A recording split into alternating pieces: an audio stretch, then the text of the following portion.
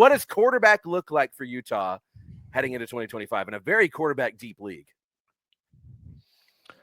Yeah, so Utah this offseason, you're right. Cam Rising, he has moved on. He's now coaching back at his alma mater.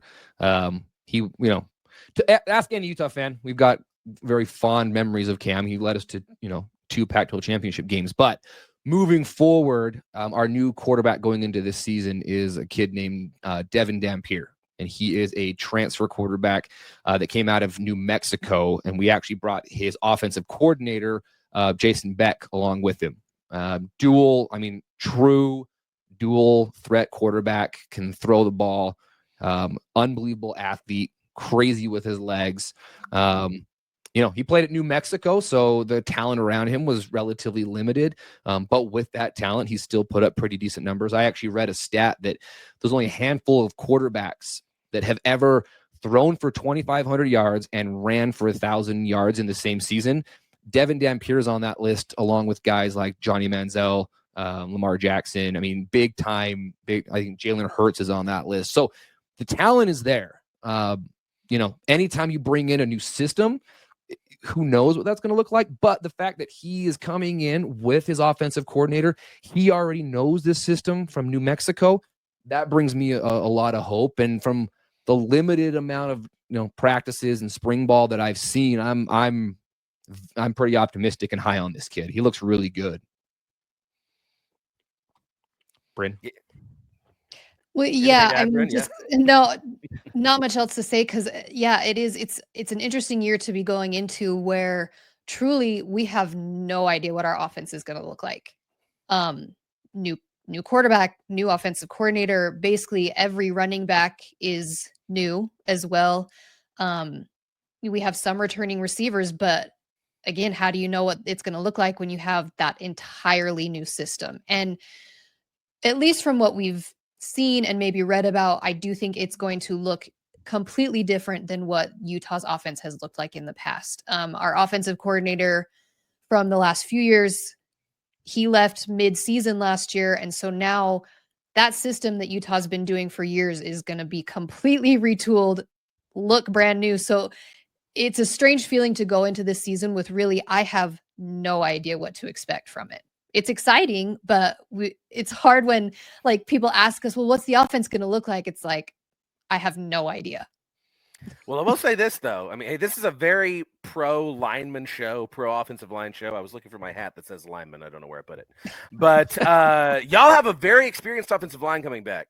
And that says a lot to me. Maybe we don't know exactly who's getting the rock, who Dampier is distributing it to. But a lot of these teams that are coming into this season as championship favorites, they got a lot of new pieces on the line. Most of them are transfers, and you just don't know. I mean, hey, take it from a TCU fan. You can't just necessarily plug and play on the offensive line. Just bring in a whole bunch of transfers and they're big, they'll be great, right? How much confidence does it give you that you've got guys coming back like you've got Spencer Fano and Caleb Lomu and Nate Johnson coming back now after a year at Vanderbilt? Get me excited about this offensive line.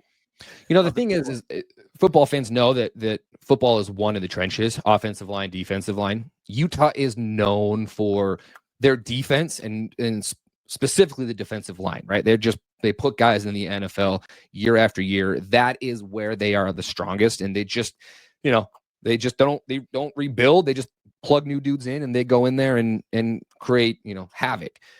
But you're right. The offensive line is getting a lot of national love. Just about anywhere you look, they're a top 5 offensive line. So if Utah truly can have a dominant offensive line that can protect the quarterback and run the ball, which is what Utah loves to do, and then you pair that with a defensive line that is traditionally very, very good, and I expect them to be again this year, that's where you're going to win a ton of your games. And that excites me. You mentioned Spencer Fano, very, very likely going to be a top, 10 pick, if not higher than that. I mean, the kid is just unbelievable. So we've got a lot of that. We've got a lot of depth. And then, kind of like what you mentioned, these guys have played together before, right? You can get guys that are all 4 or 5 star talent, but do they mesh? Do they understand their assignments? Do they know what the guy next to him is going to do? That doesn't always happen.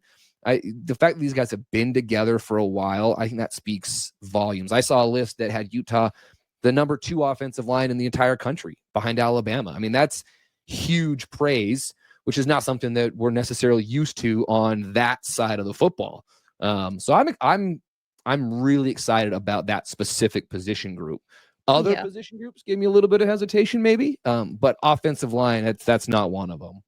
Yeah, I mean, I'll say this offensive line is what I've been looking forward to for the last 2 seasons because they've been young the last 2 seasons. I think 2 years ago, it was like every single offensive line player was a freshman or a sophomore.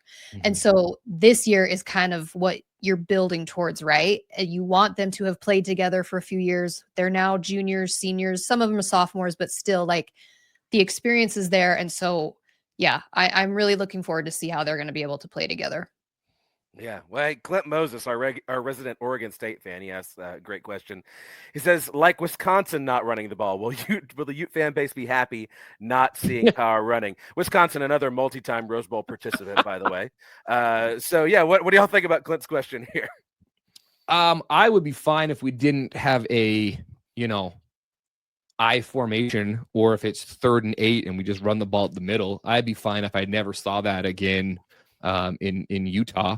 I fully expect, though, Utah to still run the ball a lot. I think that's not going away, especially when you've got a quarterback who's really good at running the ball. You got to protect him. I mean, as we've seen, if your quarterback goes down, you're in trouble. But I fully expect them to still run the ball a good amount with the mindset of you run the ball to set up the pass and not vice versa. So maybe it's just not power offense, power run, but still running the ball. And our running back room is deep. So, and anyone who knows Kyle Whittingham, our head coach, we like to call it Whit ball because he is notorious for at the end of the game, he'll just want to hold on to the ball no matter what. And so he'll just keep running it. And again, he's not the offensive coordinator, but he's the head coach. And sometimes as a fan, it gets a little frustrating. We're like, no, just go and score some more so that we can win handily. But he is so much about like experience. Yes. Yeah.